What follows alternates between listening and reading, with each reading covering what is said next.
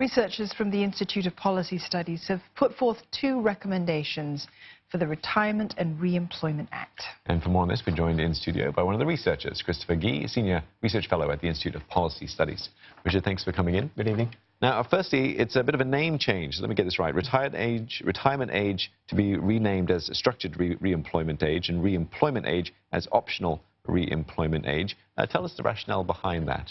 So my colleague and I, Damon Huang, are proposing this change to refocus the emphasis away from retirement to the concept of re-employment, which it is now since 2012. And the whole idea of re-employment is that workers at older ages get a chance to structure their continued terms of employment past, at the moment, age of 62, up to the upper limit of 67, at which point it becomes optional for both the employer as well as the employee to continue.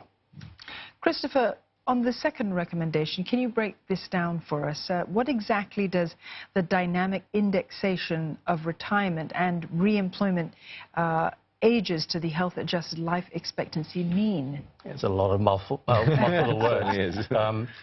The health-adjusted life expectancy is the number of years that Singaporeans or people would be expected to live in good health.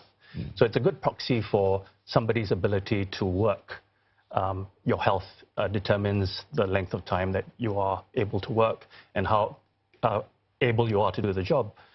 So by linking the re-employment age to HALE, the health-adjusted life expectancy, we get to a better benchmark for somebody's ability to continue working. It's the best proxy for somebody's willingness and ability to continue to work. And does that also leave it open to the possibility of it moving as well in line with life expectancy? Yes. So Singaporeans now have the longest health-adjusted life expectancy in the world today. And it has increased tremendously over the course of the last few decades. And hopefully it continues that way. So as people live longer, live healthier, those longer lives, they should also be able to work longer as well. So what are some of the issues you think that these recommendations are going to specifically be able to address? What it will do is change our focus on fixed ages.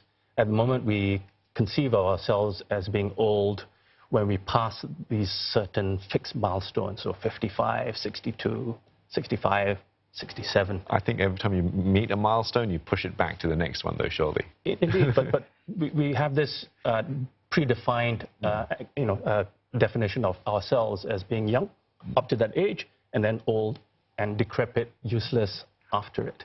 So I think by moving to this dynamic measure, changing in line with our health, I think that this shifts that mindset that we're not just old because we've hit a certain age. Okay, I won't want to challenge you on the old and decrepit part, but we'll move on to the next question. What does this mean then for employers? Because we're talking about, the individuals at the moment, but this will also have to involve employers and perhaps a mindset shift for them as well? Yeah, true. It will, certainly challenge the HR teams of the employers.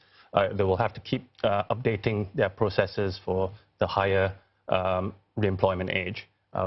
For example, but I think it also puts the onus on both the employer as well as the employee to focus on what's appropriate terms of employment for them, rather than just be fixated on a specific age.